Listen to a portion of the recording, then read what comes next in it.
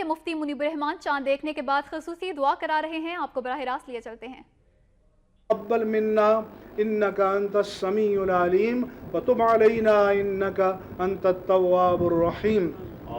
بہت سے بیمار دعاؤں کے لیے کہتے ہیں، آئیے سب مل کر دعا کریں، یا اللہ ہمارے سارے اہل وطن جو بیمار ہیں ان سب کو اور ہم سب کو تمام جسمانی، روحانی، اخلاقی، اعتقادی، ظاہری اور باطنی امراض سے شفاء کاملہ نصیب فرما۔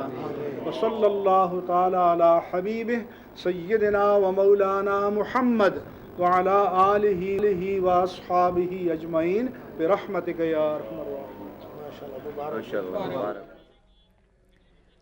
اہلیان وطن کو وقت نیوز کی جانب سے ماہ سیام بہت مبارک، رحمتوں اور برکتوں کا مہینہ شروع ہو گیا ہے۔ کئی سال بعد ایک ہی دن پورے ملک میں روزہ رکھا جائے گا۔ پورا ملک ماہ سیام کو ایک ساتھ خوش آمدید کہے گا۔ لاہور، اسلام آباد اور کراچی میں واضح طور پر چاند دیکھا گیا۔ چیئرمین رؤیت ہلال کمیٹی مفتی منیب الرحمان نے بھی باقاعدہ اعلان کر دیا ہے اور عوام کو مبارکباد دی ہے۔